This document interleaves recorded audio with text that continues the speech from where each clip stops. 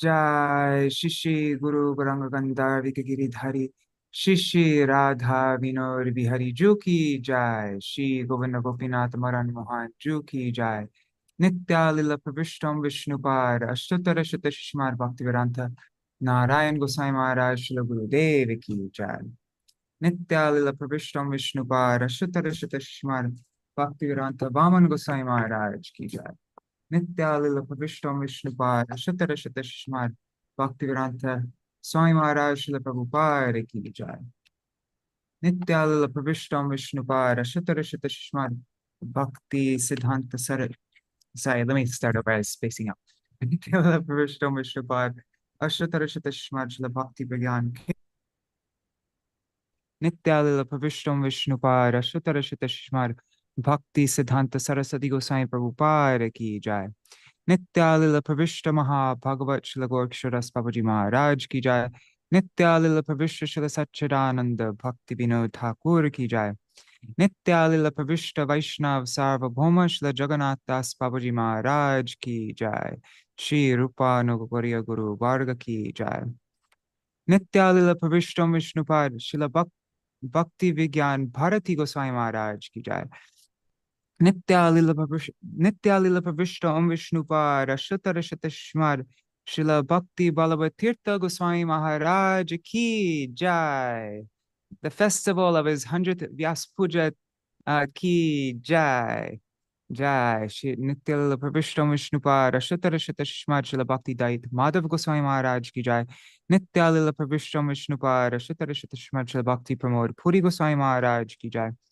Nitya Lila Pravishtam Vishnupar Shatara Shatashmad Shila Bhakti Rakshak Sridhar Goswami Maharaj Ki Jai Shri Rupa Nugariya Guru Varga Ki Jai Shila Baladev Vijibhushan Prabhu Ki Jai Shila Vishwanath Chakravarti Thakur Ki Jai Shri Narottam Srinivas Shamananda Prabhu Trai Ki Jai Shila Krishnadas Kaviraj Goswami Par Ki Jai Shri Rupa Sanatan Bhatta Raghunath Shri Jeev Gopal Bhattadasa Raghunath Sharda Goswami Prabhu Ki Jai Shri Sarup Damodar Rai Ramanandari Shri Gaur Parshad Vrinda Ki Jai Namachay Shila Haridas Thakur Ki Jai Prem Se Kaho Shri Krishna Chaitanya Prabhu Nityananda Shri Advaita Gadadhar Shri Vasari Gaur Bhakta Vrinda Ki Jai Shri Kshetra Mandala Gora Mandala Vraja Mandala Mathura Vrindavan Dham Ki Jai Sarva Abhishta Pradata Giriraj Maharaj Ki Jai Shri Radha Kunda Shama Kunda Ki Jai Shri Yamuna Devi Ganga Devi Ki Jai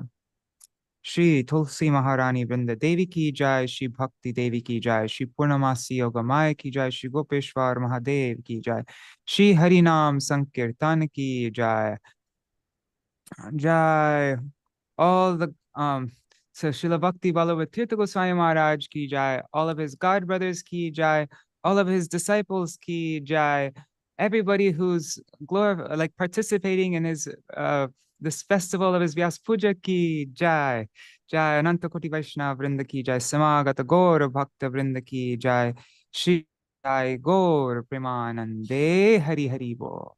I mean, the festivals going on all over, especially the main festivals. Where is it? Goalpada? Is it Assam? Yes. That's where the main festivals are going on. And it's all being recorded live also. I think it's on Rukmini. If you look on Facebook, Ruchira Datta's page, right? You've been sharing the link for that also. I did earlier. I may have missed like the one for the next morning. I mean, the one that's going on now. What is the easiest way to find that if anybody wants to tune in into any of the live streams or the previous? They could probably just look. I think it's called Atma Katonic, the same channel that was releasing the previous streams. Probably, the live stream is going to be appear there also. Okay. So yeah, they can look on my page. Okay, cool. Yeah, so grand festival happening, and yeah, I'm going to try to go to Mayapur today for Chaitanya Gauriya for the festival there. All right, so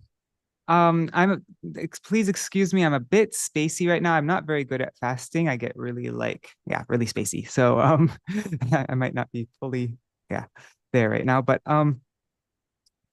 in today's program, we're going to first Mahalakshmi Didi, she will offer her Puspanjali to her Srila Gurudev. And then after that, we will read maybe, well, actually, I'm open to anything. So Rukmini Didi or Mahalakshmi Didi or Rup Manjari Didi, I see Rup Manjari Didi's there.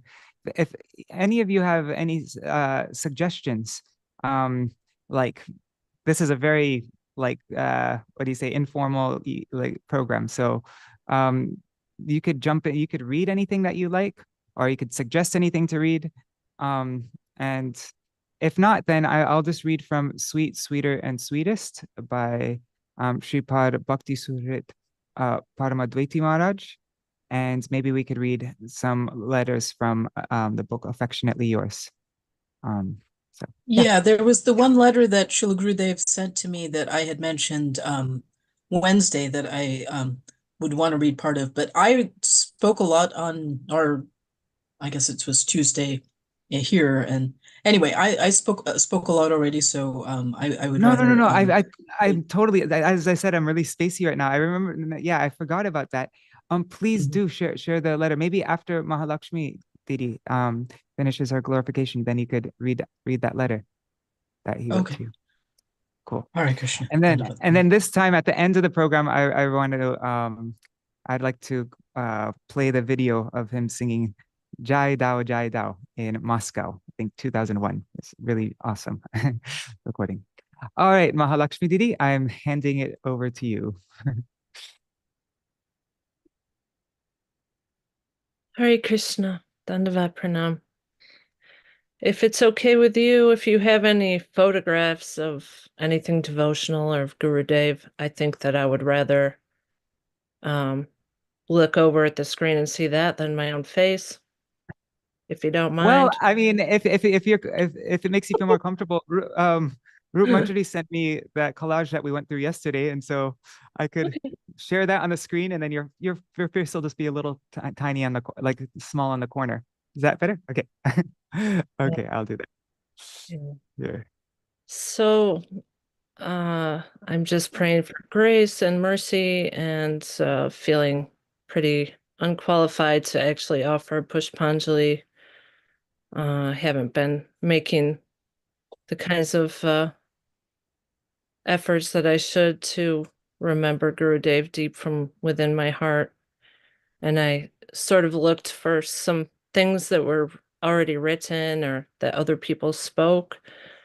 And then a lot of memories came, and I don't really have any like organized process here, but I thought that I would start out with reading some pastimes of Guru Maharaja's early life.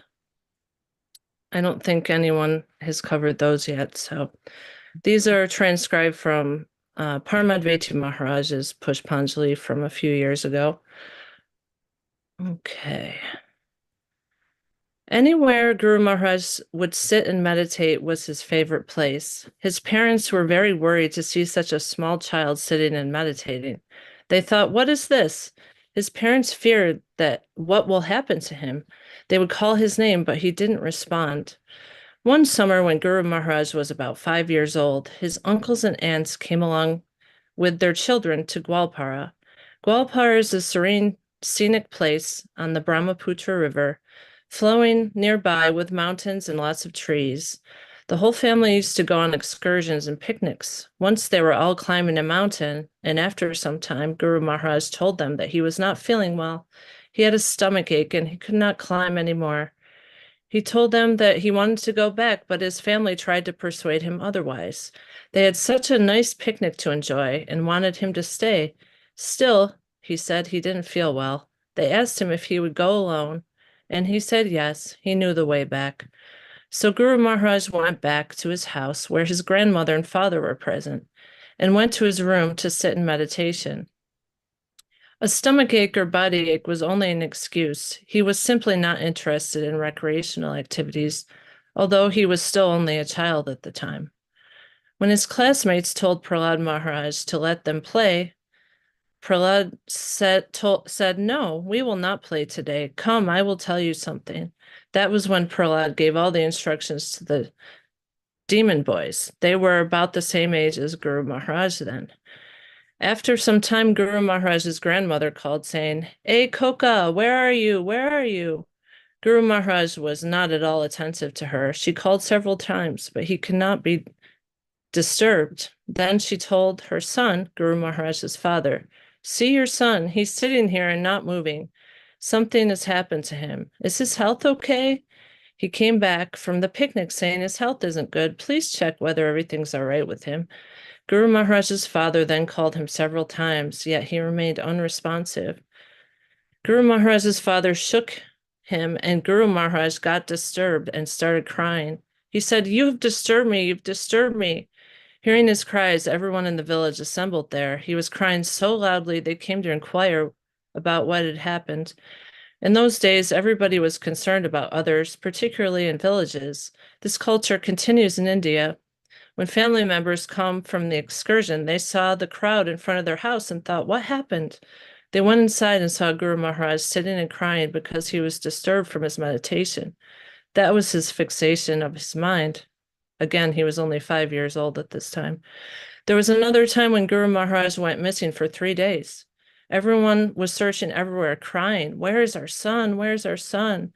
They did not find his whereabouts, and when they thought, "We have not checked the top of the mountain yet, so let's go check there." They reached the top of the mountain and they saw Guru Maharaj sitting in front of the deity of Lord Shiva and meditating. He'd been there for 3 days. He did not eat or drink anything or slept. He was sitting alone in that jungle and meditating for 3 days and 3 nights. Finally, he was forcibly brought back to the house. Every time he was disturbed from meditation, he would cry. Guru Maharaj's name was Kamakyacharan. Even in his school and college days, his fellow classmates would say, "Kamakyacharan is different, not like any of us." He would only mind his own business. He was very perfect in his conduct. Every day he'd wake up early and sit in meditation, do pranayama before going to school, and tell us that this is also good for the body and the mind. It is good for everything. When Gurudev met Param Gurudev for the first time, he told him that he knew all relations are temporary and that one day we will have to leave everything. He said he understood that things and persons we think belong to us do not belong to us, but still, he was not able to come out of it. This realization and longing were not ordinary for such a young person.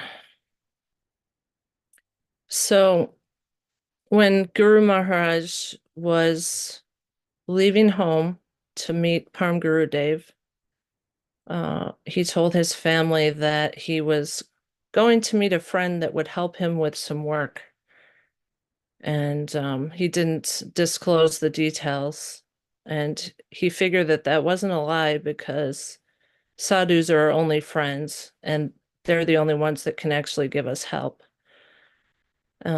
Later, it was described that over 30 members of his family and village came searching for him in the Calcutta Mount, and Param Gurudev arranged for him to be led to safety, basically, in another location where he couldn't be found. And Guru Maharaj was extremely close to his father, which sort of ties into the Leela of Lord Ram also, how obedient and respectful he was to his father, how he carried his orders, how he respected him so much and did everything that he asked and didn't ask anything of him, especially like an ordinary child asking his father for this and that. In fact, there was one pastime where he was wearing his father's coat to school. When he was still a boy, he was wearing a man-size coat, suit coat or something like that. And all the kids were making fun of him, like saying, like, "Why are you wearing things that are too big for you?" And he didn't feel self-conscious at all. He just said, "My father gave this to me. I like it very much." And Guru Maharaj was always like that. Through so many different incidences, we heard about his being so appreciative of anything that anyone gave him. And we also heard Sri Gosvāmī Mahārāja describe that in his early days, he would be so absorbed in this trance state that he would sometimes wear two different shoes, like from two different pairs of shoes, like one of each. Like he would do like funny things like that. And one time when he was a teacher, he just worked for a short time as a teacher in his early days before he met Param Gurudev, but that he had put his trousers on backwards. It might be, I might be confusing it with something else, but very charming the way that he was so absorbed in the spiritual realm that he really could care less about how he appeared externally. I also wanted to read a brief excerpt from Śrīla Bhakti Kushal Padmanabh Maharaj. He described the very first Vyāsa-pūjā. So he wrote, actually spoke, and then it was translated and transcribed to the best of our ability. When we decided that we will celebrate Ram Navami festival in Calcutta, we did not tell Gurudev about this in advance. While he was sitting in his room, a few godbrothers entered carrying a plate with garlands, chandan, flowers, incense, and a lamp. We saw that Gurudev was writing something. He looked up and said, "What is this?" "Today is Ram Navami," we replied. "Yes," he said, "Ram Navami, perform worship of Sri Ramachandra."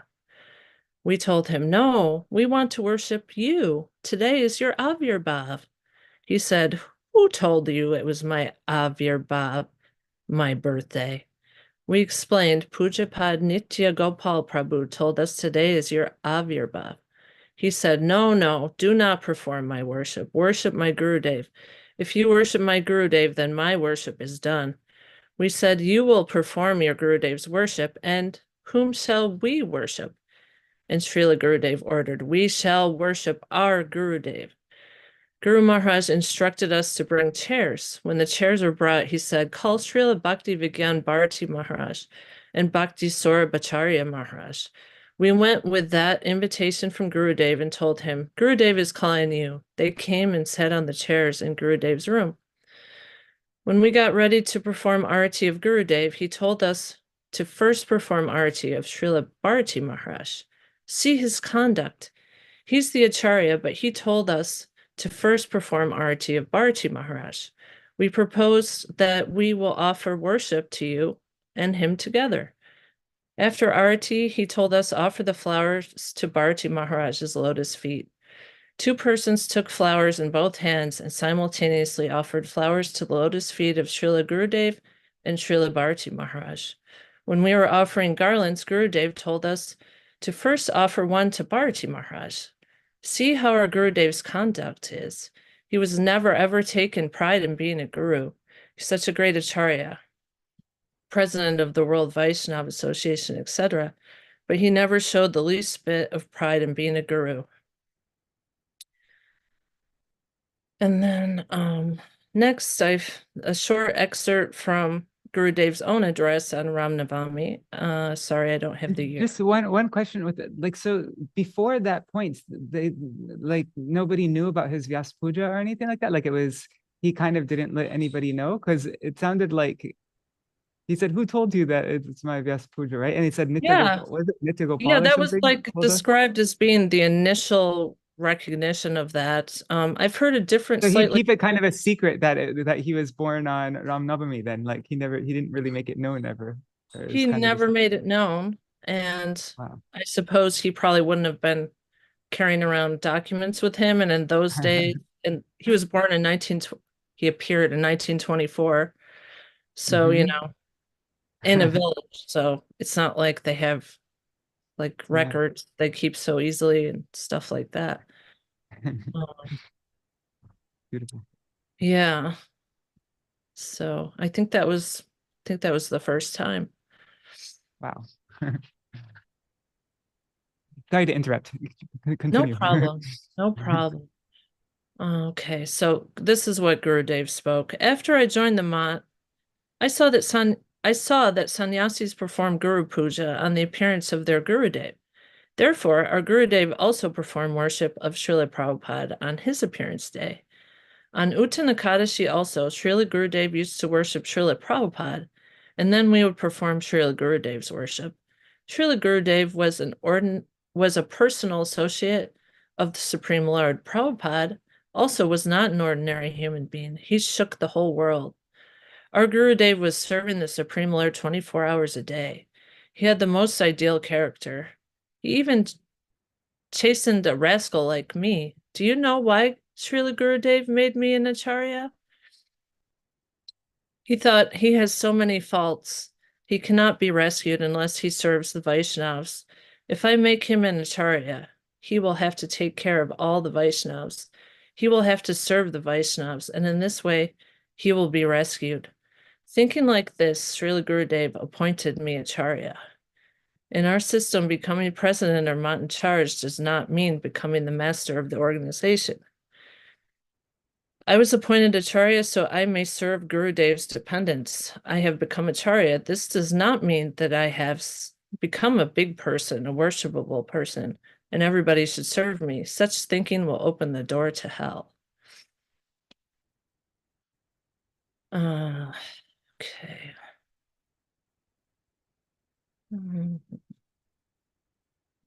So, yeah, I mean, the rest of what I wrote down here is rather random, and I would just request you to please interject at any time if the time is running too much, because I'm not really looking up at the clock while I'm going through this. So no time pressure.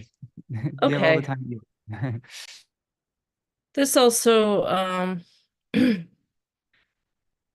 so one distinguishing characteristic of Gurudev was that he couldn't tolerate hearing any criticisms, not only of devotees, I mean, especially of devotees, but even of like entities, like institutions. He also couldn't tolerate that.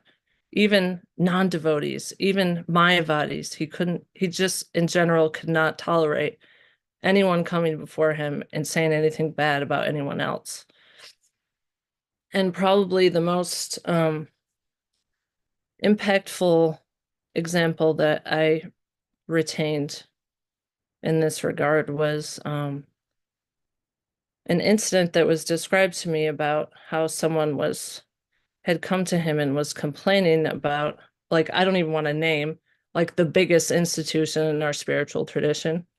Okay, fill in the blanks.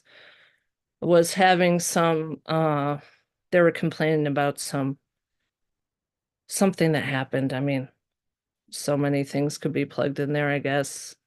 And they were saying, they said to Guru Maharaj, I really think that I can't go there anymore because of their offensive mentality. And Guru Maharaj's response to that was, if you feel offended by what you see there, you should leave that place, not because you're offended, but because your mentality is offensive. That stayed with me. So like, that was definitely like one of the most touching things that I first heard about Guru Maharaj. Like, you should do them a favor by freeing them of your offensive mentality and leaving there. Which, you know, that's very different than a lot of other perspectives we hear, you know. So like I said, this is very random, and so he never accepted AC first class travel. He sat with people who were drinking and smoking cigarettes in third class sleeper. He wouldn't accept a bed if he was on, you know, if he was traveling and somebody offered him a room with a bed. He took all of the shastras he was carrying with him in his bag and he gave them the bed and he slept on the floor. he had concern about all the living entities. Some things that come to mind, particularly, he wondered what will happen to the birds during the monsoon when their wings get wet. How will they find food? He said that to one of his sevaks. He was staring out the window one day, and he was worried about the birds. And one time he was in the airport and he heard a baby crying from far away, and he said to one of his sevaks that time also, like, can you go see why that baby's crying? Like, what happened to that baby? Like, did his mother go away?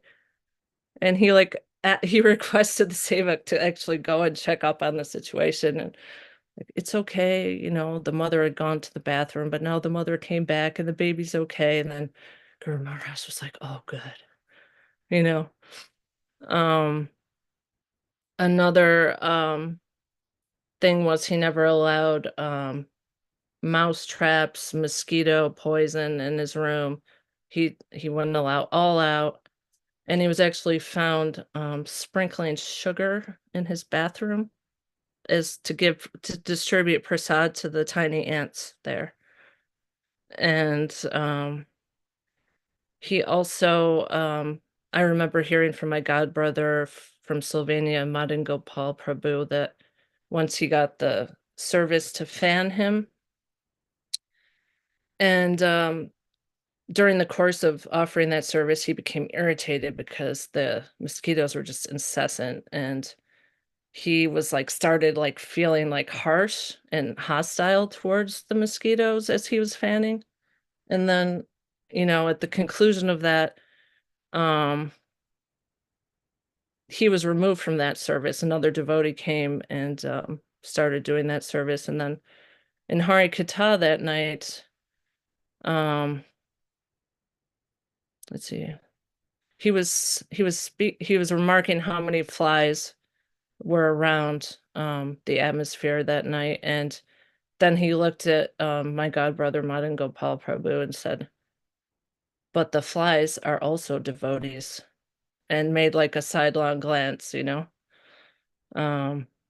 so then he understood, to treat all the living beings with gentleness. Another interesting thing was he never I've heard this from 4 or 5 different devotees, that they thought that they were doing Guru Maharaj a nice service by, when Guru Maharaj was walking, there were so many devotees' shoes in the way, how everybody randomly kicks off their shoes. So then they started in a frenzy of trying to offer Guru Maharaj service, kicking away the shoes with their feet, to clear the pathway for him. And he was completely upset by that. He's like, those are Vaishnava shoes. You can't touch those with your feet, And then there was another incident where his sevak was packing his things and used a newspaper to wrap his sandals.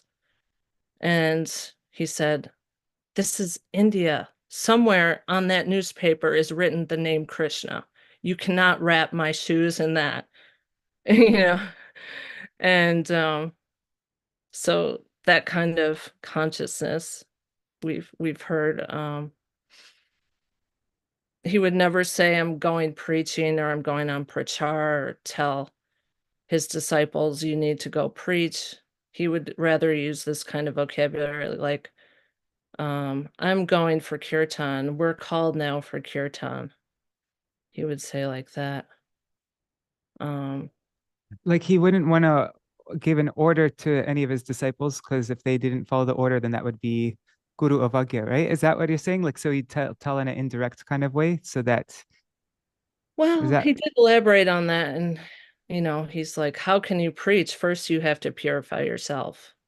He was very distinct on that point. It's the word preach, right? Word preach, or prachar, right? It means preaching also. And so yeah, that was his particular angle, I think, in that, among others, I'm sure.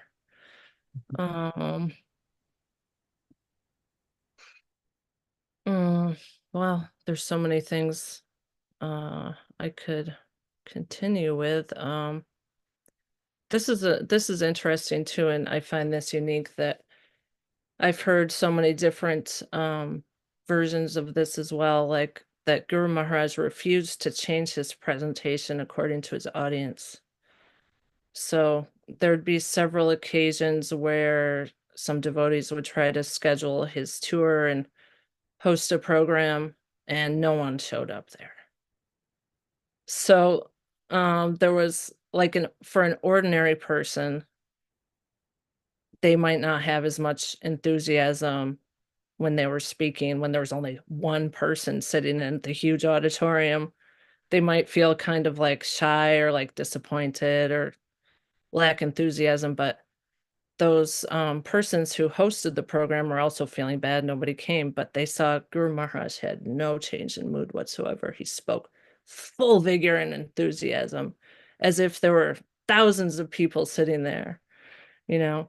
I've also heard that there was some times when he wasn't scheduled to speak Harikatha in front of anyone, and he would speak Harikatha by himself. He would sit in his room and he would speak as though he were speaking to an audience by himself.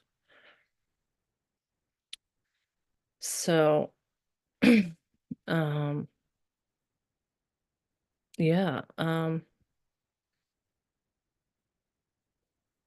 let's see.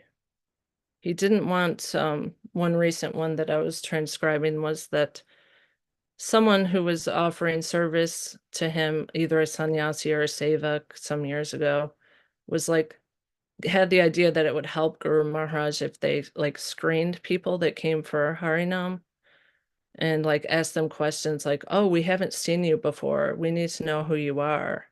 Like, are you really ready for this? Or, you know, like that kind of thing. Like, how long have you practiced? Are you keeping the regulative principles?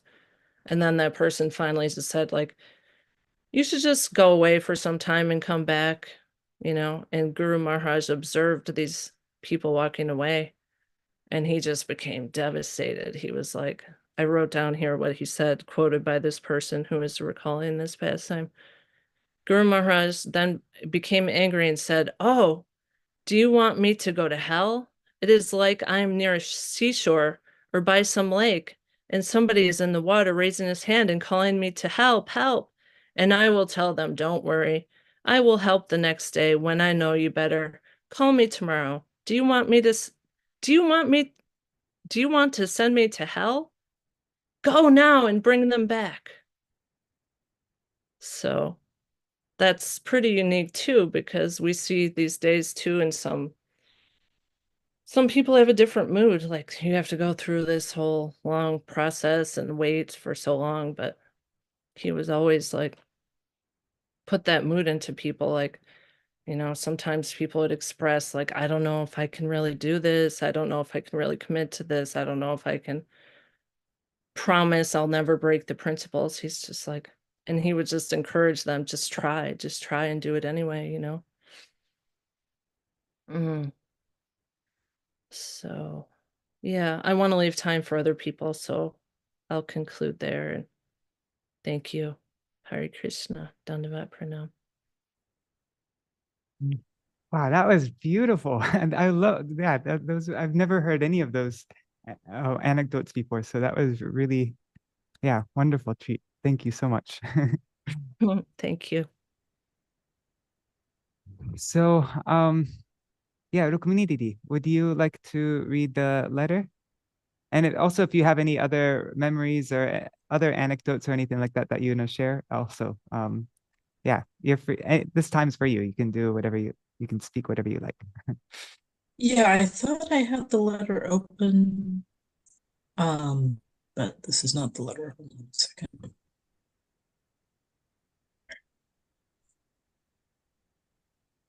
Is this it? Yes, okay.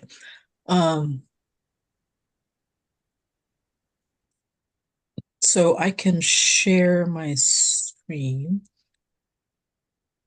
Well, let me make this big first. Although when I am sharing, it will be hard for me to see other people. So if you want to get my attention, then just, you know, yourself and say something. Okay, so let me share my screen now.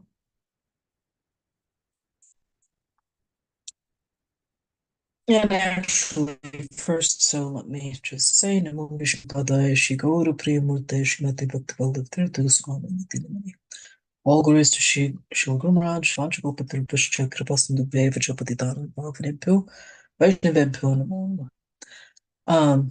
So this is a letter that Srila Gurudev wrote to me in 2007. And actually, I should probably count the words before starting this, because there's parts where he's answering my question, which is the main part. Yeah, it's you see in the okay. So I think that's okay. How long does it take you to read that much? Like in our daily Okay, readings, all right. So maybe I'll just like. Oh, sorry. In our daily readings, we usually read like 5,500, 6,000 words. So yeah, you can read the whole thing, no problem. Okay. Would it be possible to make the text a little bit bigger, like to Yeah, sure. Let's see how big I can make it. Okay. I want this to be horizontal. Now it's sort of occupying a little more than the screen. Oh, okay. So don't worry about it then. Sorry, a little bit small. Is this okay? Okay. Yeah. All right. So Srila Gurudev had unique ways of expressing things, which you will hear, which we found very charming, and then in meditating over them, we found deep meaning, but they're unusual, so you can be prepared. Praying blessings of Shri Guru Gauranga and Shri Radha Krishna unto the sincere souls desirous of serving Shri Krishna and his devotees. Srimati Rukmini Dasi, received your letter dated 20th January 2007 from Shri Radha Vallabh Das when I was at Shri Mayapur Ishuddhan during Shri Navadip Dham Parikrama. Also, I received one affectionate letter from your mother in Bengali. I wrote in my letter to her briefly about all my circumstances, including serious health condition, in the month of August in the year 2006. By Shri Krishna's desire, I got back my life. Birth, duration of life in this world, and death are controlled by Supreme Lord. Submission to the will of Lord is the only way of getting bliss. Conditioned souls have got numerous desires, and when their desires are not fulfilled, they become unbalanced. By going through your letter, I got the remembrance of the pithy saying of our most revered Gurudev, Nitya-lila Pravishta Śrīmad Bhakti Ballabha Gosvāmī Mahārāja, when I met him in Calcutta, Hazar Road, Gaudiya Math. By the grace of all merciful Shri Chaitanya Mahaprabhu, I came in contact with the grace incarnate form of Krishna, Gurudev, at Gwalpara, Assam, at my birthplace. I do not want to go in detail about my questions and correspondence with him. I decided to renounce household life and met him in Hazra Road, Calcutta Math.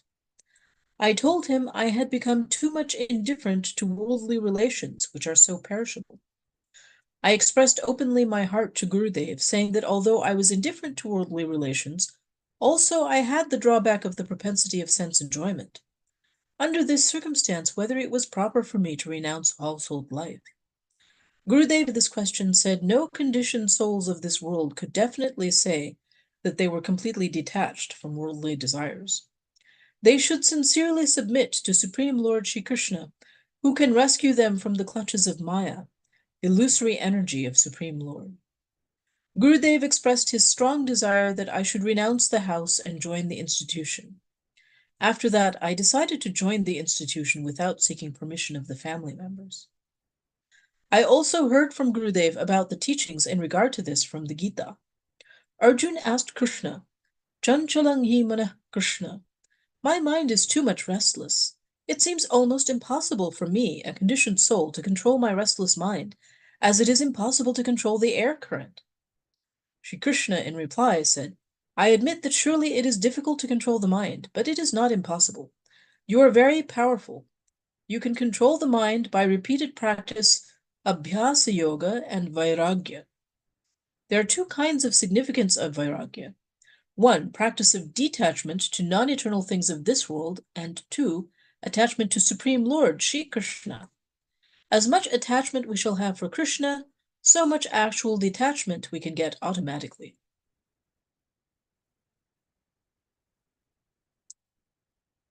Now, this is in answer to my question. To understand the time factor, very carefully we are to note what instruction has been given about.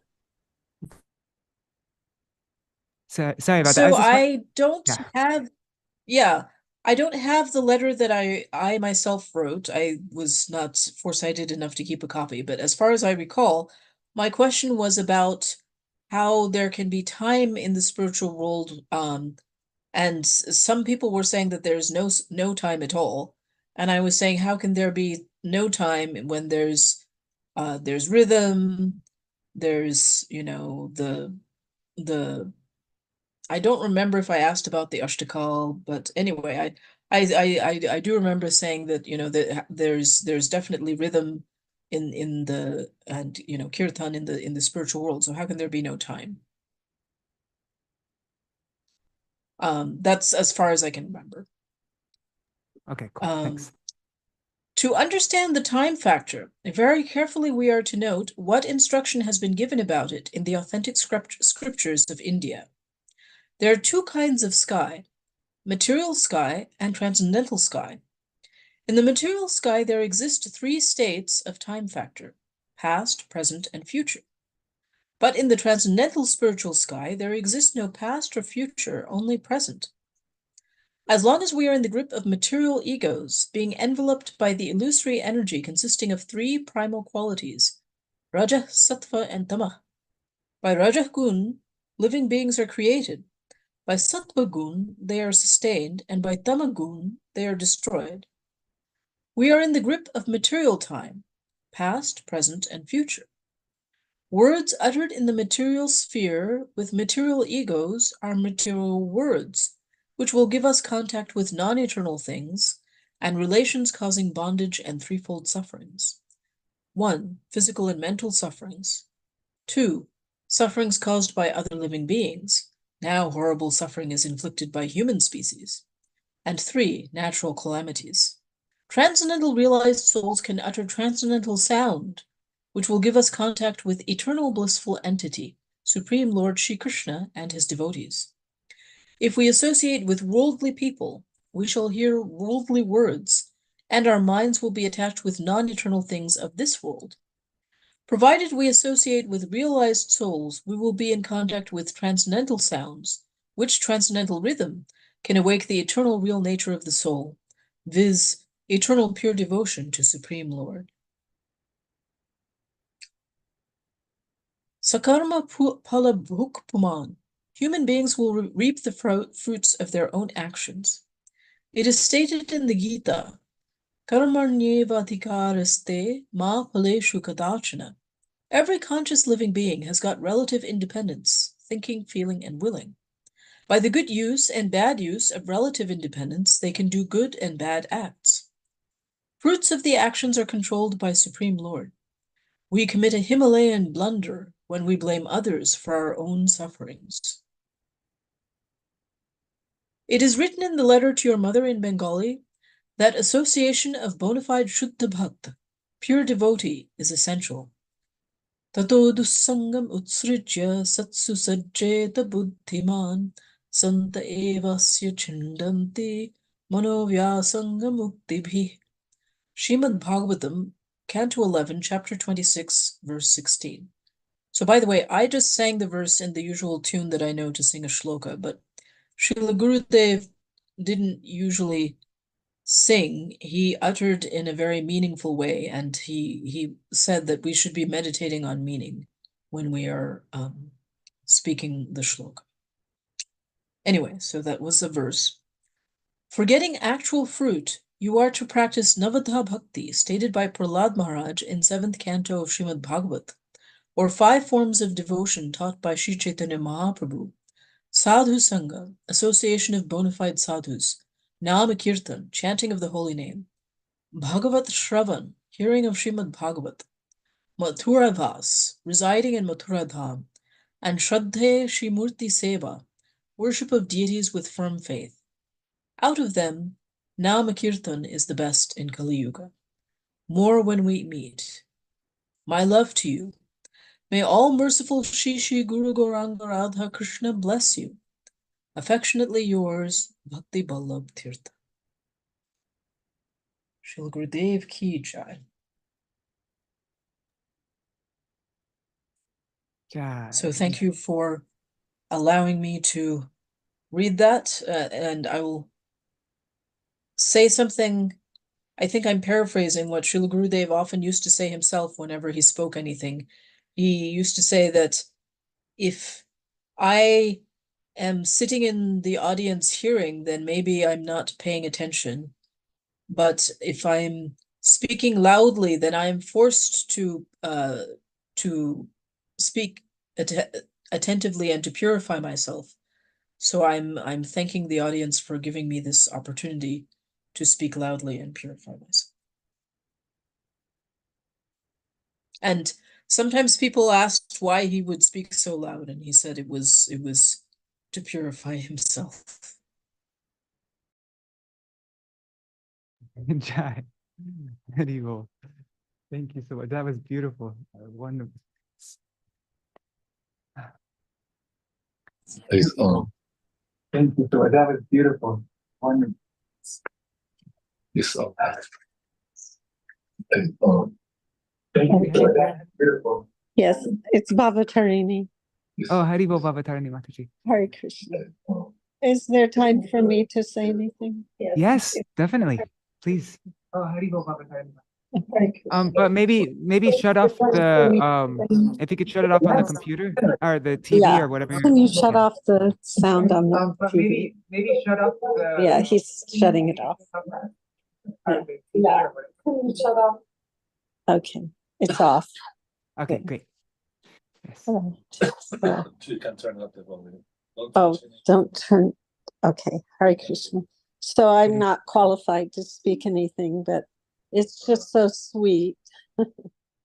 The first time I met him, so of course pranams. Nama Om Vishnu Padaya Krishna Prastaya Bhutale Srimati Bhaktivedanta Swami Iti Namane Namaste Saraswati Devi Gauravani Pacharani Nevasesha Sunyavadi Pastita Desha Tamane.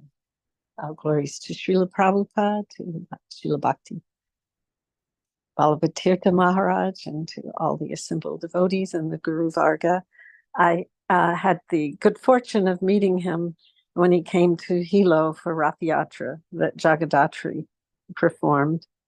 And I didn't get to really connect with him. He came, my husband picked him up, and I, of course, didn't go to the airport because there was the whole entourage, so we needed room in the car. And then he just jumped out and danced for 2 miles for Rath Yatra.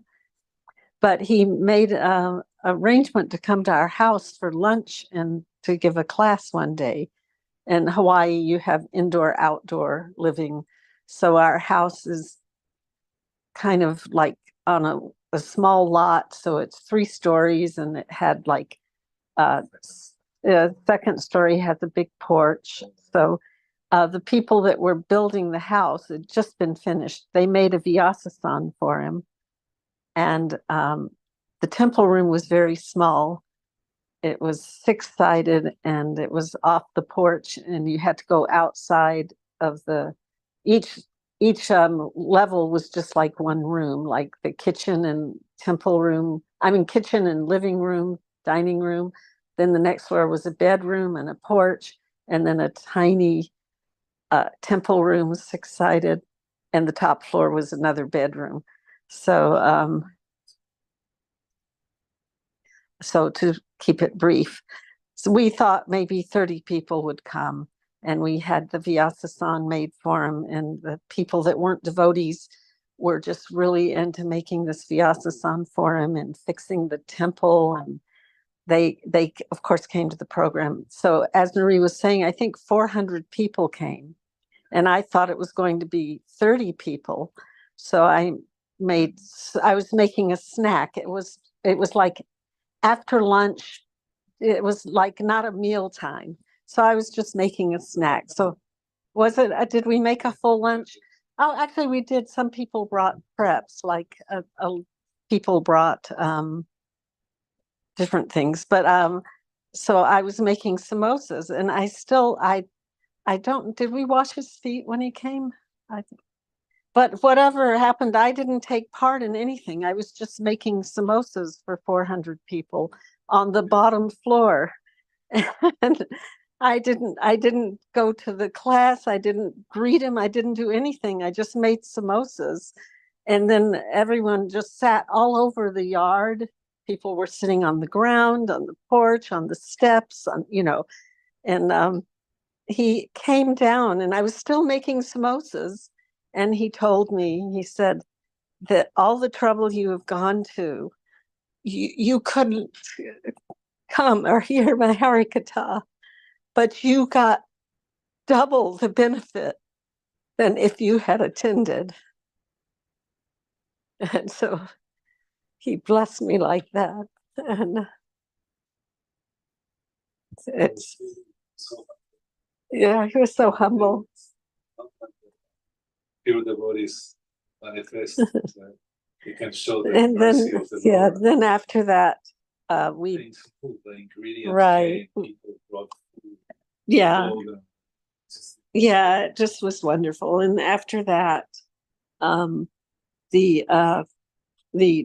his whole entourage had us drive them to Kona, which back then was like a 2.5, 3 hour drive. And that's when we went to the bank and we paid for his entire tour. And then Narihari saved his danda at the airport. Yeah. And I didn't see him very many times after that, but every time I saw him, it was just like He wrote us letters. nectar. I was trying to find letters right now. Okay. You were And talking. Anyway, I've Here said, for the I've way said of enough. 2000. I shouldn't speak. 2005 or so. So thank you for, it was always so sweet and exchange, and he was ever humble. I mean, like really authentic, Gib saying, no, you are the sadhaka. And I said, no, Maharaj, no way. Like, and Śrīla Maharaj, he was like really impacting in our lives. So we want to give him all honor in this day and forever in our hearts.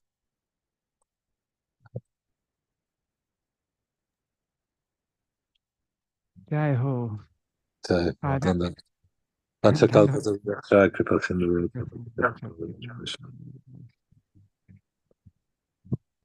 Oh, Bhavatarini Mataji, thank you, and Narihari Prabhu, thank you so much for sharing that beautiful story. We were hearing so much about how he felt, about his gratitude, how he feels, and so we're just getting more and more examples of this.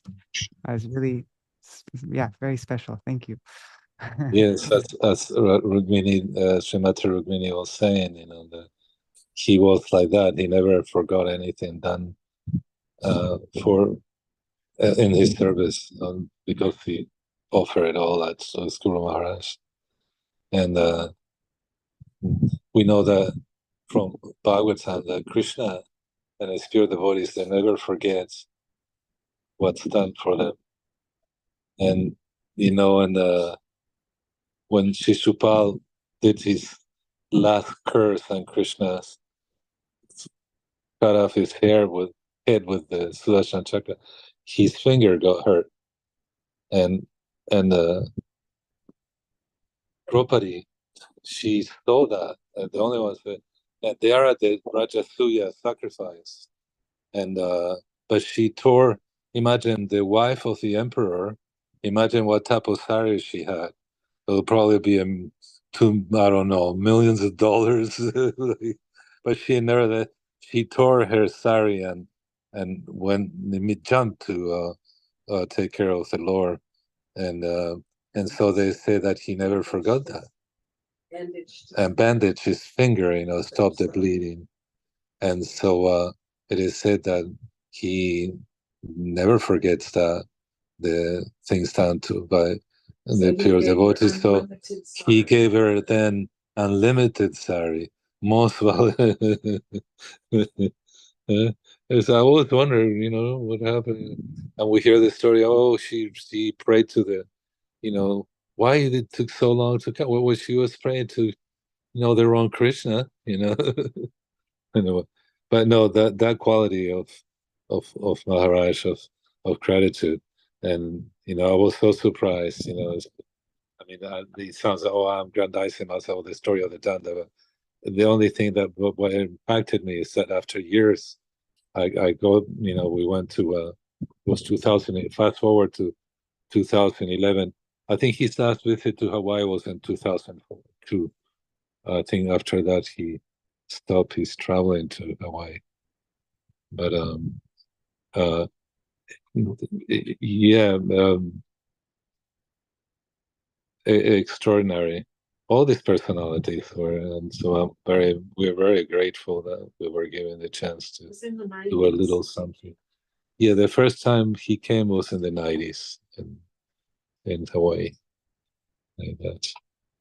Thank you, bro. Sorry, it's in that being. Jai Ho.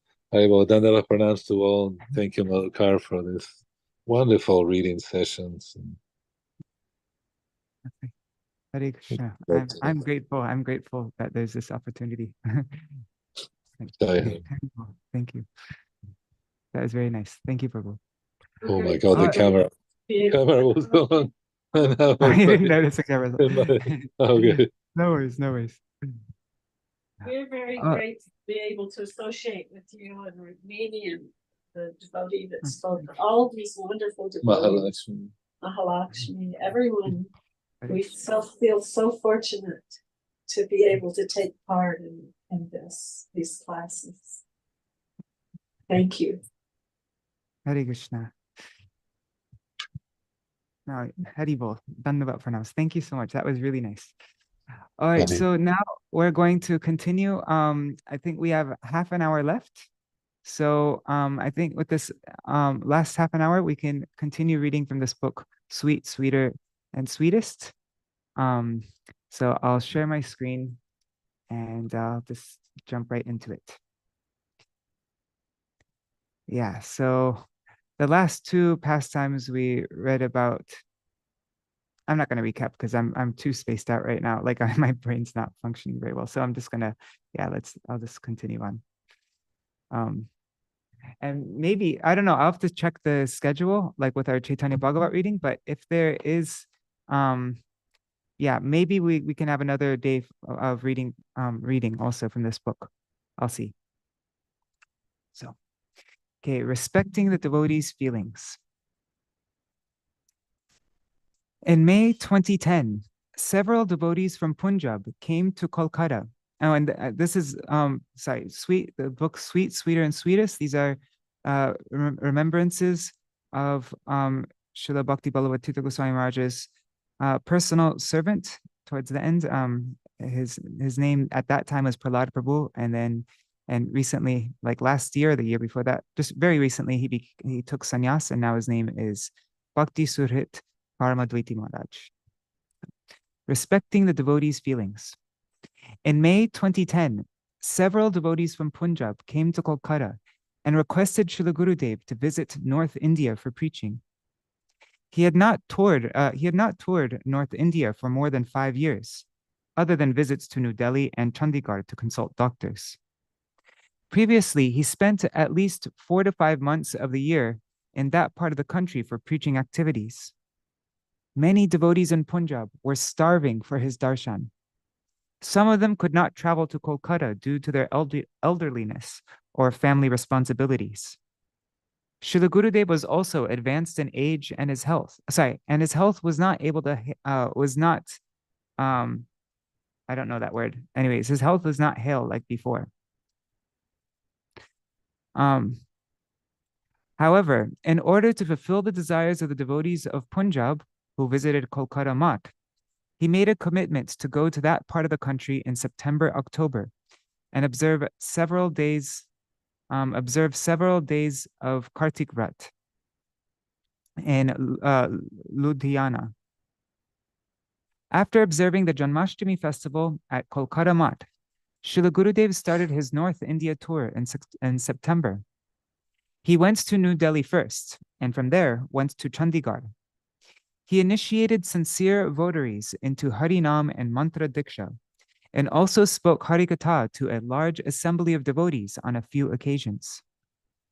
He delivered the sublime message of Sri Chaitanya Mahaprabhu, and also sang the glories of his Gurudev, and he sang the glories of his Gurudev incessantly. From there, he went to Jalandhar to install the Vijay Vigraha of Shriman Mahaprabhu. Then he visited Moga on his way to Bathinda. In Moga, he stayed at the house of a Sikh gentleman for several hours and blessed his family members. It was dark when Srila Gurudev reached Bathinda. The devotees welcomed him grandly with Sankirtan and showered him with flowers. While he was on his way to the Natya Mandir to have darshan of Shishi Guru Gauranga Radha Vallabhaju, an elderly man sneaked through the crowd of the devotees and came right in front of him with folded palms. As we were approaching him to clear Srila Gurudev's path, Srila Gurudev extended his hand and said to the devotee very affectionately, while caressing his back, he said, "Oh, I have not seen you for so many years, as I did not get an opportunity to come here." While saying this, Srila Gurudev was feeling sorry for not meeting that devotee, as if it were his own responsibility to meet the devotees and disciples, which he had failed to do. I was taken aback and thought, what is this? It is the Guru's responsibility to see the, is it the Guru's responsibility to see a disciple, or the other way around? Firstly, Srila Gurudev's age is more than that of the devotee. Besides, a householder devotee only has responsibility for his immediate family, but Srila Gurudev has the responsibility of a greater spiritual family extending all the way to foreign countries. Yet, he is taking the onus on himself for having not been able to see the devotee for the last few years. In reality, Srila Gurudev never thought of himself as a guru. He never thought of himself as a guru or acharya of Sri Chaitanya Gauriya Math, or the favorite successor of the organizer's founder acharya. He never considered himself to be an object of reverence. On the contrary, he always thought of himself as an ordinary spiritual practitioner, and that a devotee of any category, that is a kanishta, a madhyam, or uttam, was deemed to be an object worthy of his respect. In his vision, no devotee is lesser in importance. While in Bathinda, Srila Gurudev participated in Sankirtan. By the way, it's Bhattinda. It's spelled differently, but yeah. Okay, so say the word again. Bhattinda. Bhattinda. It should be Bhati. Yeah. Okay. Bhattinda. Bhattinda. Okay. So while in Bhattinda, Srila Gurudev participated in Sankirtan, evening arati, and also delivered Harikatha during almost all the days of his stay. One day, Sri Bhakti Pragyan Ashram Maharaj, the in charge of Guwahati Math, came to Bhattinda with a group of Assamese devotees. He wanted Srila Gurudev to visit Guwahati, sorry if I'm pronouncing these words wrong, Guwahati, at least for a few days to observe that year's Kartik Vrat. We could understand the purpose of his visit and were worried because we were apprehensive about Srila Gurudev's long journey from Punjab to Guwahati. He was already undergoing a hectic Punjab tour, so we requested Sri Ashram Maharaj to refrain from asking Srila Gurudev about traveling to Guwahati.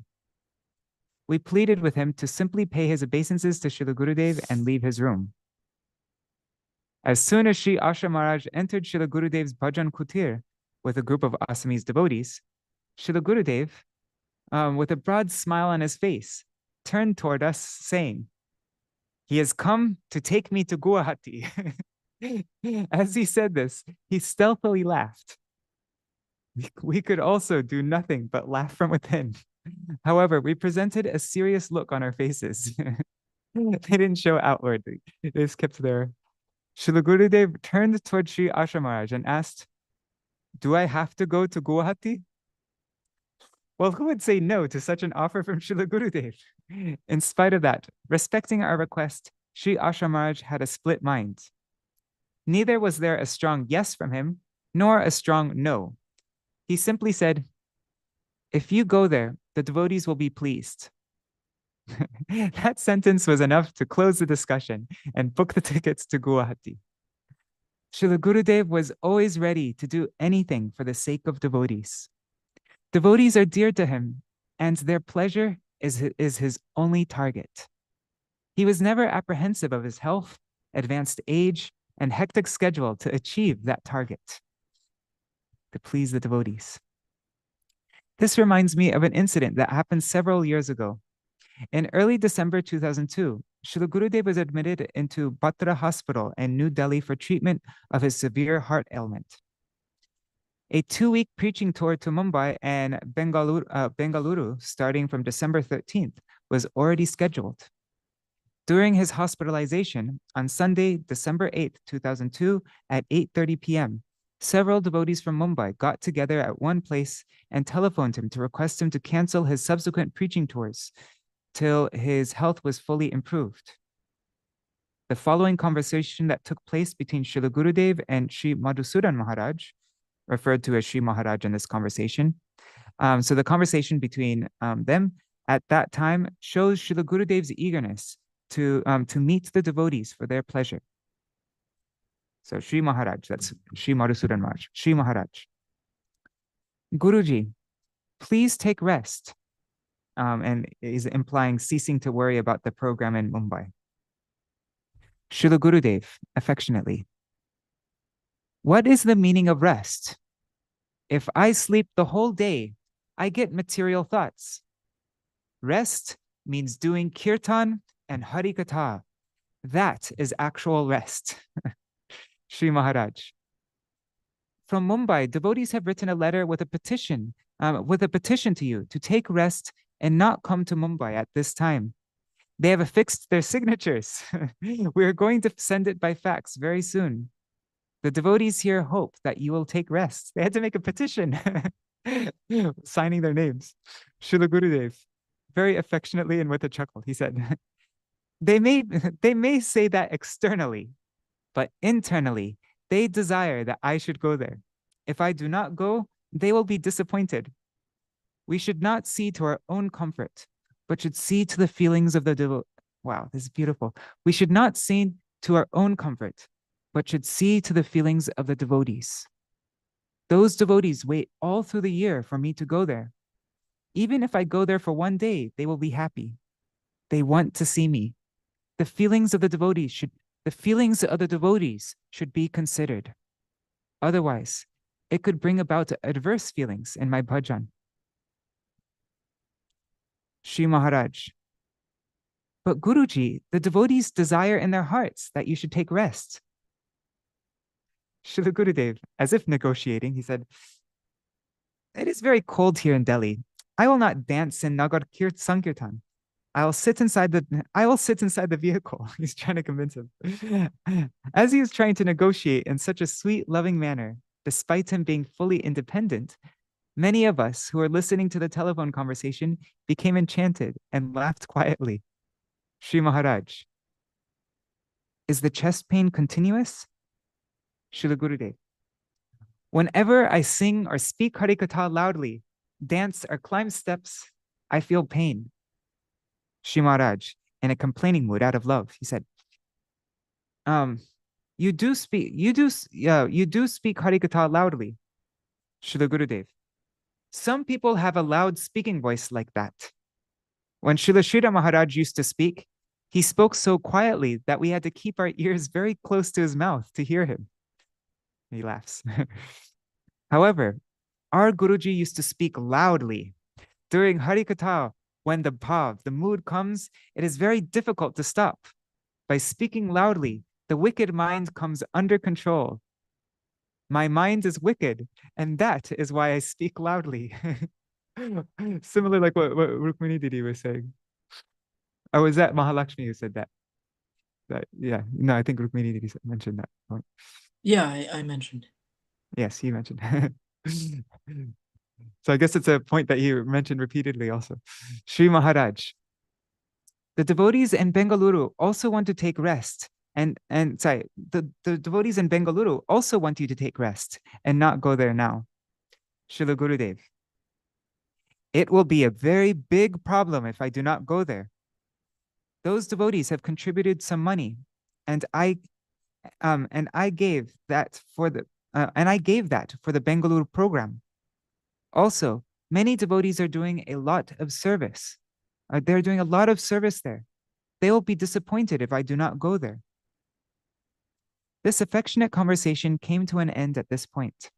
From this, one can very clearly see how eager Srila Gurudev was to fulfill the devotees' desires, even if it meant risk to his own health. He always respected the feelings of the devotees, whether according to our vision, novice or advanced. As an Uttam Bhagavat, he considered everyone else other than himself as a Vaishnav. Surely, he is a matchless gem of his kind. Okay, now next section, the perfect administrator. After spending a few days in Bhatinda, Srila Gurudev visited the devotees in Mansa and later arrived in Ludhiana on October 16, 2010, in order to enhance the enthusiasm of the local devotees observing Kartik Vrat. Two other notable sannyasis who were present in Ludhiana at that time were Param Pujapad Sri Bhakti Vigyan Bharati Maharaj and Param Pujapad Bhakti Sarvasva Nishkinchan Maharaj. Householder devotees from different parts of the country and a few foreign devotees came there to observe Kartik Vrat in the holy association of Srila Gurudev. He spoke Harikatha on all the important titis and also graced the devotees by participating in Nagar Sankirtan on a couple of occasions. From Ludhiana, Srila Gurudev went to Amritsar to meet his lone godbrother, Sri Kairatiram Gulatiji, who could not come to see him for several years. On the evening of November 12th, he arrived in Guwahati to observe the last part of Kartik Vrat. The devotees in Guwahati were extremely enthused upon his arrival. For almost all the days of his stay, there was a festival. All the 3 times of a day. There was breakfast, there was a festival all the 3 times of a day. Breakfast, lunch, and dinner. The last day of Kartik Vrat, the Uttana Akadashi, is the appearance anniversary of most revered Srila Param Gurudev, Śrīla Bhakti Ballabha Gosvāmī Mahārāja. During the course of his Harikatha on that day, Srila Gurudev said, anyone, no matter how important, who met our Gurudev, with his handsome features, imposing physique, pleasant mannerisms, extraordinary personality, mastery of modern reasoning combined with the ability to convince by means of irrefutable scriptural evidence, and a great talent for persuading others with his humble and respectful manner of defeating their arguments, would unfailingly become enchanted and quite happy to do anything requested of him. Today's volunteer workers cannot even imagine the extent of his commitment to service, for which he gave up even eating and sleeping if needed. He established the mats in Purushottam Dham at the birth site of Srila Prabhupada, at Chandigarh in the middle of a park in the heart of the city, and in Agartala Jagannath Temple. He achieved those feats that took many other disciples of Srila Prabhupada by surprise. After Kartik Vrat, so that's what he said. Then after Kartik Vrat, Srila Gurudev went to Goalpara. Is that how am I pronouncing it right? Goalpara. On November 23rd, he desired to visit the guest house and dispensary. See Appendix 2 to read a brief history of this place, which are about 2 miles from the Mat. In the morning, we drove him by car through the lanes of scenic Goalpara. As soon as he arrived there, he saw the rusted iron gate of the property, overgrown with tall grass and weeds inside. The entry was blocked due to this thickly grown grass. The sight of it was very shameful because the Math's property had been ignored for a long time. "Break the lock," shouted Śrīla Gurudev, obviously extremely disturbed at such a disgraceful sight. I will stay here for 2 days. After I return from Sarabhog. This land was donated to our Math while placing a lot of trust in me. I will not let this place deteriorate and remain in such a neglected state. On the way back to the Math, he emphasized the importance of proper maintenance of any property donated for the service of the Lord. After reaching the Math, he immediately handed over the charge of maintenance of the guest house to Sri Bhakti Prapanna Tapasvi Maharaj and the charge of the dispensary to Sri Aniruddha Prabhu. He left for Sarabhog Gaudiya Math that afternoon. The beautiful deities at Sarabhog, Shri Shri Guru Gauranga Gandharvika Giridhariju, were installed by Srila Prabhupada in 1936. Devotees who visit this place can take darshan of his bhajan kutir even today. Seeing the simple nature of the Assamese people and their faith toward the sadhus, Srila Prabhupada said that he would go there every year. He ordered that Srila Param Gurudev he also ordered Srila Param Gurudev to preach there. However, he entered into Nitya Lila the following year. Following his desire and order, Srila Param Gurudev preached in Assam and visited Sarabhog Gaudiya Math every year during the Vyāsa-pūjā of Srila Prabhupada. The devotees of our Math continued to visit there. The devotees of our Math continue to visit there every year since.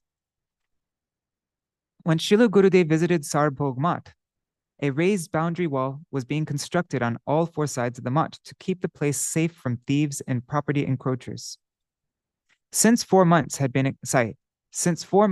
he had been expressing his desire to visit Sarabhog to personally oversee the construction work, but his preaching engagements at various other places kept him busy.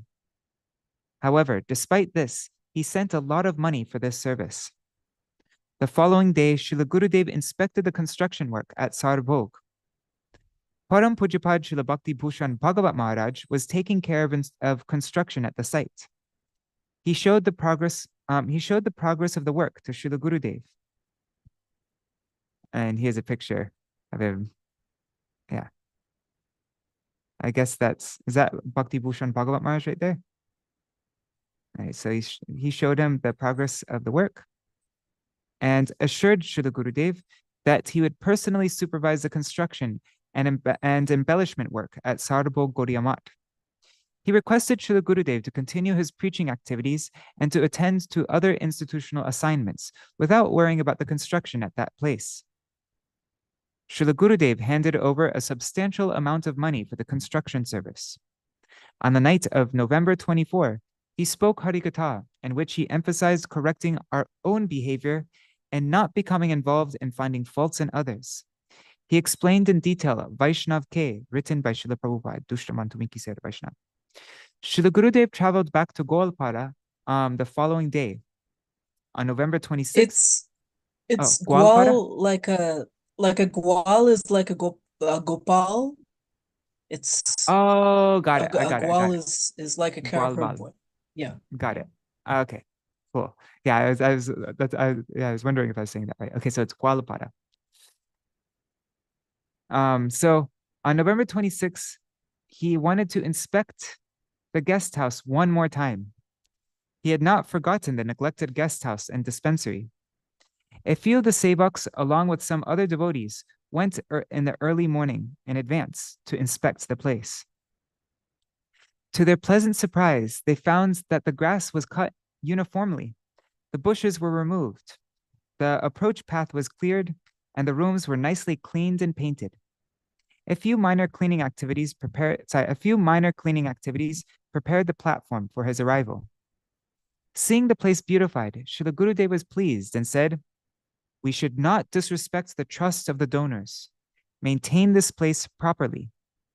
He entered into each of the rooms in the guest house and dispensary and walked in the surrounding open space.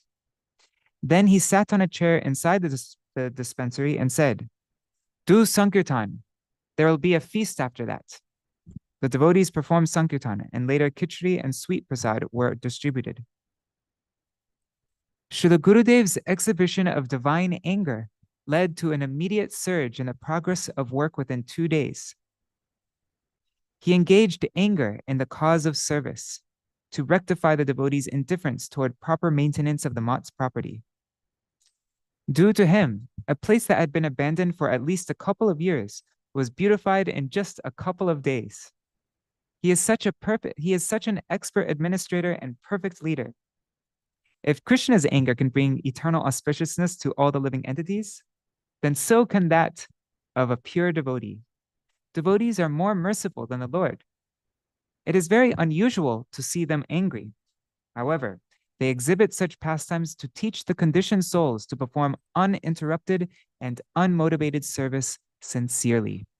Since that incident, that place has always been properly maintained. What time is it? I'm just checking. 8:24. I'm just going to read one more and then we'll end. Oh, because this is a nice one to end with. This is with my Srila Gurudev. Okay, so tomorrow may never come. On October 10th, 2010, while Srila Gurudev was in Bhatinda, I received a call from a disciple of Param Pujapad Śrīla Bhakti Vedanta Narayan Mahārāja, referred to as Śrīla Mahārāja in this part of the work, the Acharya, who is the Acharya of Sri Keshavji Gaudiya Math, my Srila Gurudev, but I'll just read, because this is his memory, so I'll say Śrīla Mahārāja. I was informed about the grave illness of Śrīla Mahārāja.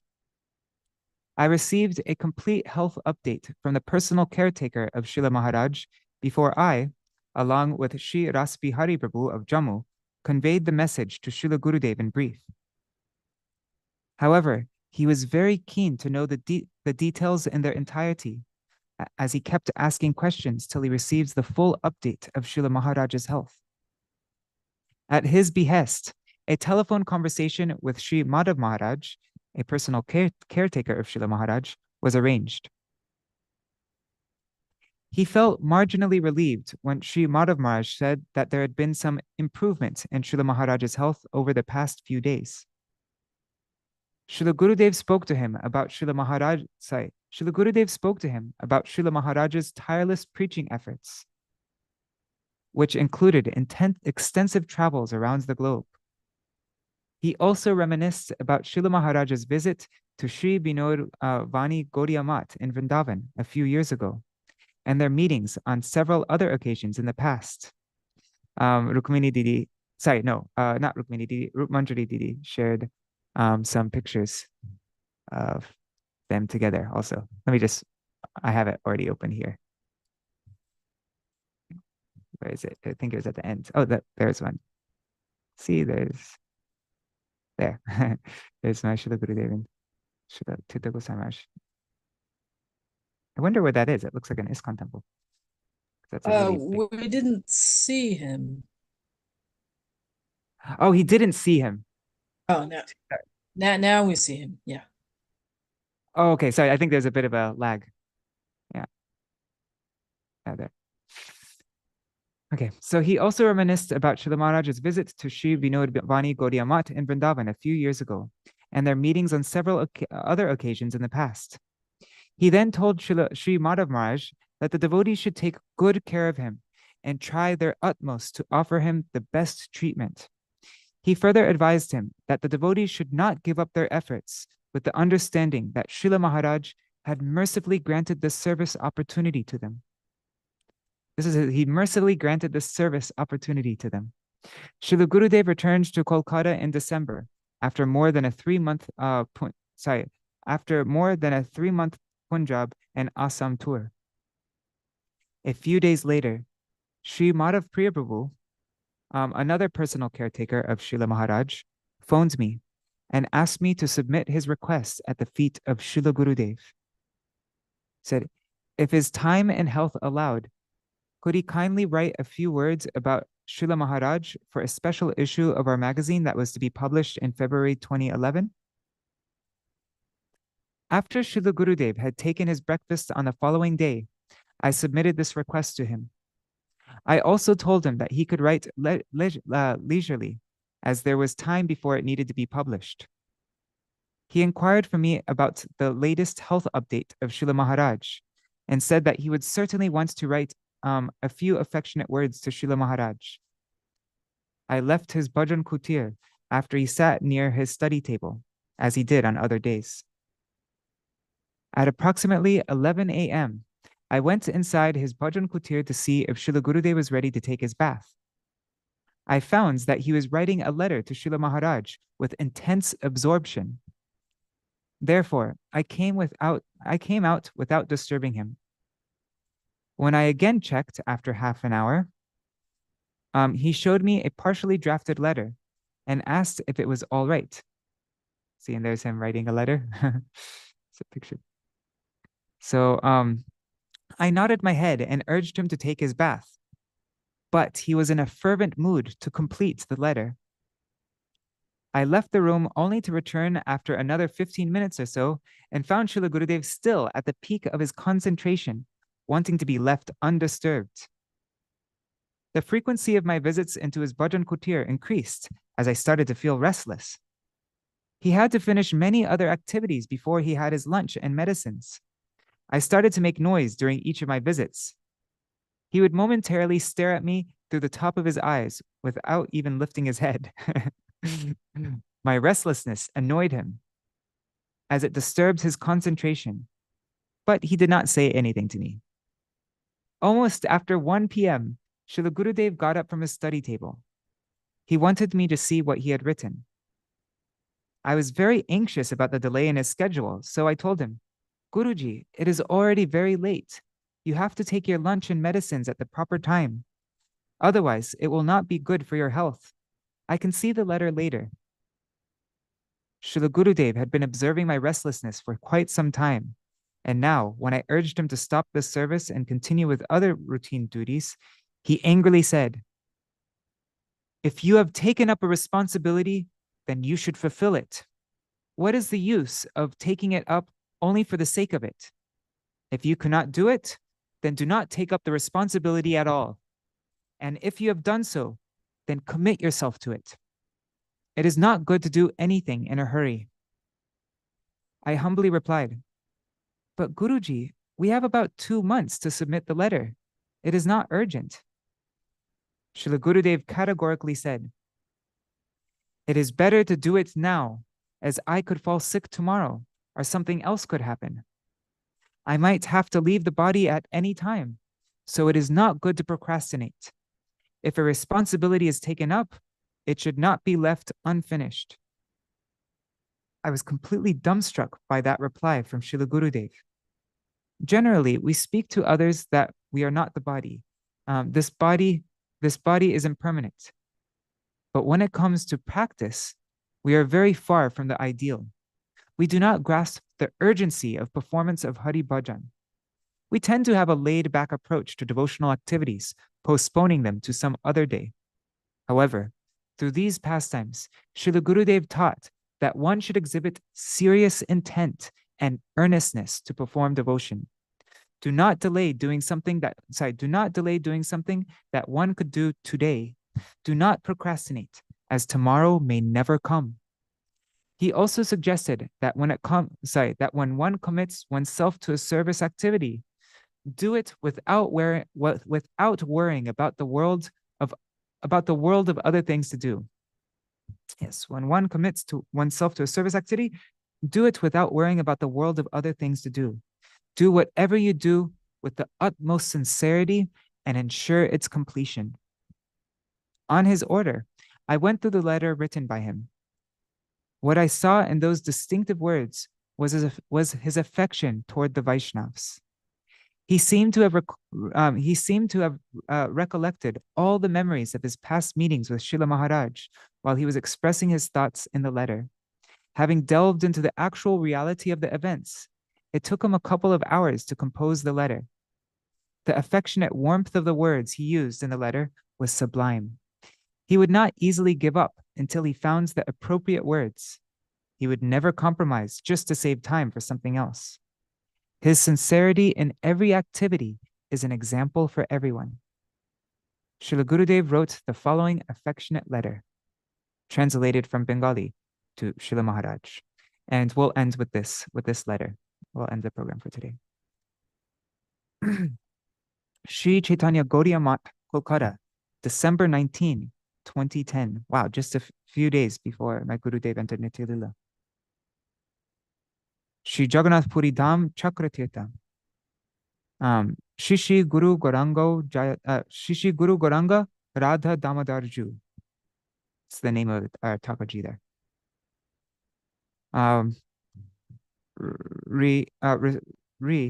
Pujapad Srimad Bhaktivedanta Narayan Maharaj, who has resided at Sri Keshavji Gaudiya Math, Kangsatila, and Sri Rup Sanatan Gaudiya Math, Sevakunj. Remembrances of the affection you showed me are still so fresh in my heart, even though, in all respects, I am unworthy of such affection. Remembrance of how you received me at your own place, Sri Keshavji Gaudiya Math, Kangsatila, and how you wholeheartedly enthused me and made all kinds of efforts for my welfare, must also be engraved on the canvas of your memory.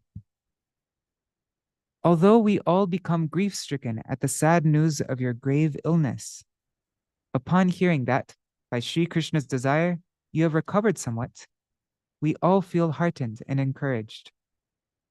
You also might have heard the news of my grave illness. 5 stents were inserted during an angioplasty to open artery blockages. The doctor has advised me to take proper regular rest. My movements have been checked. I have a desire to meet with you. If you so desire, then everything is possible. Please accept my unlimited, prostrated obeisances. Das Abhas, semblance of a servant. Bhakti Ballabha Tīrtha. 10 days after this affectionate letter was delivered, on December 29, 2010, I received a message in the morning that Param Pujapad Srila Maharaj had left his body at 3 a.m.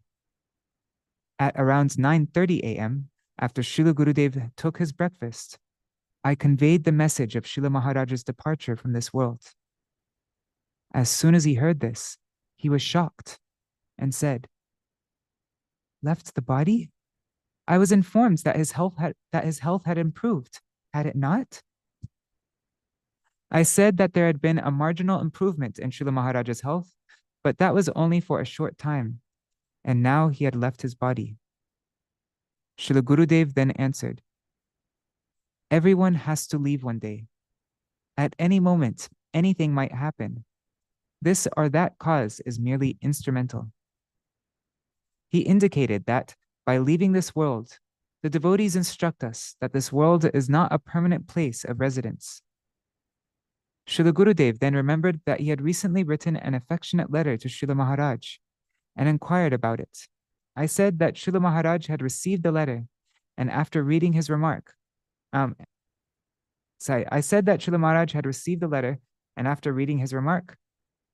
said, "I have the desire to meet with you."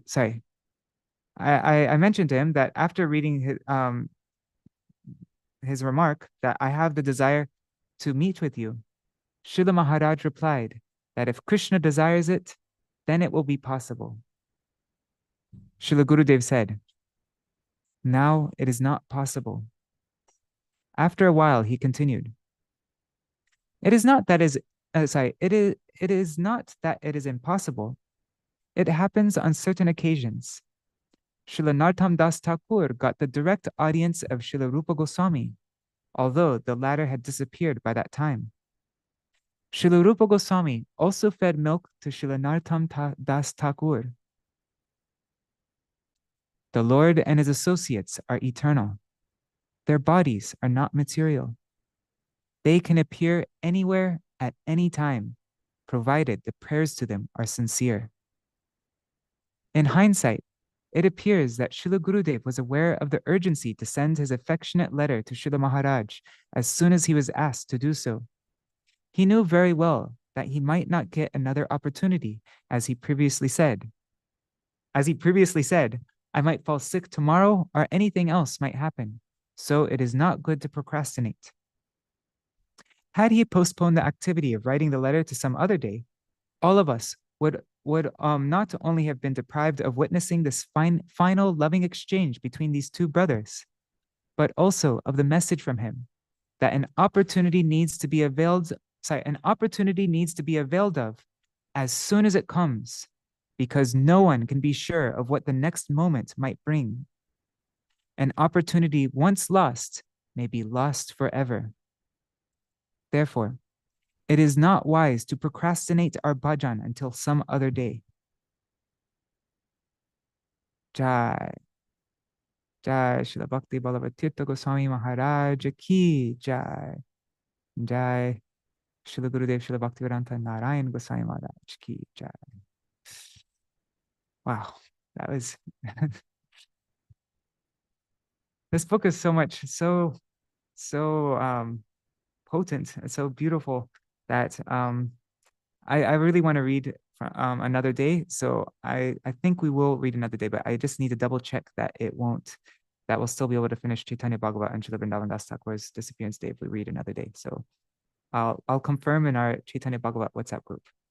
But Srila Gurudev's disappearance day is 2 weeks after his appearance day. So if it doesn't fit, we might do on a different occasion. Okay. Yes, it's on May 2nd, right? You said May 2nd. Well, I don't know off the top of my head, in your place, but it's I think it is May 2nd. I think it is May 2nd. I think it's the day before we finish our Chaitanya Bhagavad reading, I think. Let's see. Because I did look it up on the calendar before. Just looking right now. Okay. Sorry, 1 second. May. Oops. Oh, oops, I'm in April. Sorry, I'm really slow right now. Yep, see, it's the day before Srila Vrindavan Das Thakur. So on May 2nd and then May 3rd. Oh. So we're going to finish our reading the day after Śrīla Bhakti Ballabha Tīrtha Gosvāmī Mahārāja's Tirtha Bhavtiti. If there's anything, if any of you know anything that he spoke on, if there's any Harikatha on Chaitanya Bhagavat, well, of course, we'll read from about Srila Vrindavan Das Thakur from Sri Chaitanya and his associates. But if there's any other thing, that would be a really auspicious way to end our program also, is with your Gurudev. So cool. All right. So maybe we can end with that's what I wanted to do. I wanted to we'll end our program. We'll watch this video of him singing Jai Dao, and then we'll end. We'll have it's for 10 minutes also though. So if anybody needs to go, I totally understand. I know it's Hari Bol Prabhu. Hari Bol Shubhananda Prabhu. Yes. I want to mention one thing. Just you are going to play Kirtan of Śrīla Tīrtha Maharaj. Yes. So our Param Gurudev Śrīla Bhakti Pramod Puri Gosvāmī Mahārāja. I have read it from somewhere. I also posted you one WhatsApp message. It also mentions that Śrīla Puri Maharaj used to say that when Śrīla Tīrtha Gosvāmī Mahārāja sings a Kirtan, Śrī Nitai Gauranga personally appears in his Kirtan and dances. Very good. Jai Ho. Okay, so we can remember that when we're going to watch this video right now. Thank you, Prabhu. Jai Ho. Oh yeah, let me just I'll just see also what you sent me. It's right here. Oh, cool. And maybe we can check out this post that you sent me. Yeah, maybe tomorrow we can read from that also, Prabhu. But yeah, his preaching is none different from his conduct. The founder Acharya of Gopinath Gaudiya Math, Śrīla Bhakti Ballabha Gosvāmī Mahārāja, who is considered an outstanding personality of this world, once commented, "All the Gaudiya Vaishnavas, sannyasis, and saints are parts of my body. But Śrīmad Bhakti Ballabha Tīrtha Mahārāja is the core of my heart." Wow. We are compelled to think about how he has won the heart of this ideal personality. It is due to his dedicated service attitude since his early life. Guruji gives emphasis to practice the instructions of the scriptures before preaching to others. He says, "Don't follow me, follow my lecture only." This is he says that this is applicable in the field of politics. Okay. Regarding preaching of Dharma, he would say that our words will become impactful only to the extent that we follow them in our own lives.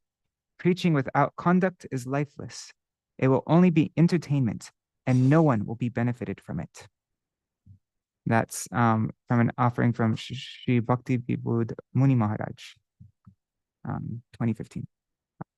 Wow, that's a beautiful picture. Śrīla Bhakti Ballabha Tīrtha Gosvāmī Mahārāja and Śrīla Bhakti Ballabha Gosvāmī Mahārāja. Jai Ho. Okay, so I'm going to play this video and we'll end with that. Let me go to my Facebook page. Here.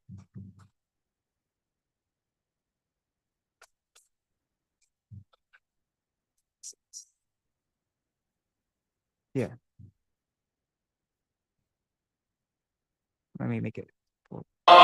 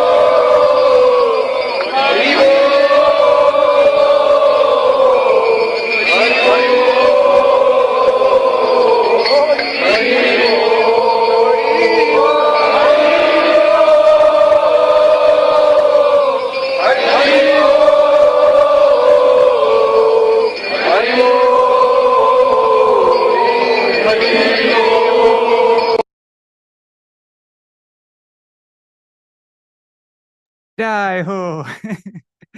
Wow, that was quite what an ecstatic kirtan.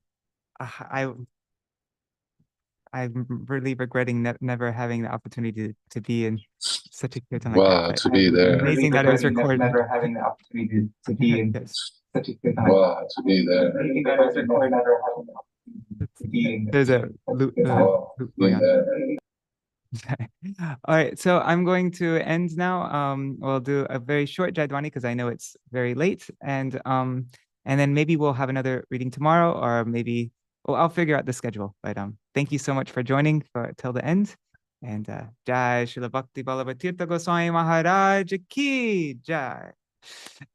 Jai Shishi Guru Gauranga Gandharvika Giridhari Shishi Radha Vinod Bihari Ju ki Jai. Shishi Guru Gauranga Radha Nayananath Ju ki Jai. Jai Nitil Pravishtam Vishnupad Śrīla Bhaktivedanta Narayan Goswami Maharaj ki Jai. Nitil Jai Śrīla Gurudev ki Jai. Śrīla Param Gurudev ki Jai. Śrīla Prabhupada ki Jai. Śrīpāda Gauriya Guru Varga ki Jai. Jai Śrīla Bhakti Ballabha. Jai Śrīla Bhakti Vigyan Bharati Goswami Maharaj ki Jai. Jai Nitil Pravishtam Vishnupad Śrīla Bhakti Ballabha Tīrtha Gosvāmī Mahārāja ki Jai. The festival of his 100th Vyāsa-pūjā Mahamahotsav ki Jai. Jai Śrīla Bhakti Madhav Goswami Maharaj ki Jai.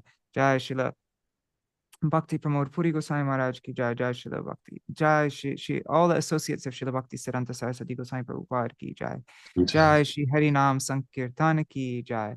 Ananta Koti Vaishnav Vrinda ki Jai. Samagata Gaur Bhakta Vrinda ki Jai. Shri Nitai Gaur Premanand. Hari Hari Bo. Hari Hari Bol. Vrindai Tulsi Devai Priyai Keshavashacha Krishna Bhakti Pradadevi Satyavataya Namo Namah Vancha Kalpatarubhyascha Kripa Sindhubhyai Vacha Patitanam Pavanebhyo Vaishnavebhyo Namo Namah. You have to say Dandavat Pranams Niri Hari Prabhu and Bhavatarani Mataji, Rukmini Didi, Shubhananda Prabhu, Mahalakshmi Didi, Satya Mataji, and Champak Mataji. Who else? Wait, I'm just looking on YouTube and Facebook. Shoot, I lost the window. Anyhow, oh wait, I got it. Shoot. Yeah. Anyways, thank you so much for joining, everybody, and I look forward to seeing you all hopefully tomorrow. Oh wait, there it is. Okay. Haribol, Rup Manjari Didi and Nitai, Raseshwari Mataji, Kishore Prabhu, Vidyalalasa Didi, Jai Krishna Prabhu, Ganga Mataji, and Vishaka Didi. Dandavat Pranams. Haribol, everybody. Thank you so much for joining, and yeah, Jai. Hare Krishna. Radhe. Radhe Radhe. All right. Dandavat Pranams.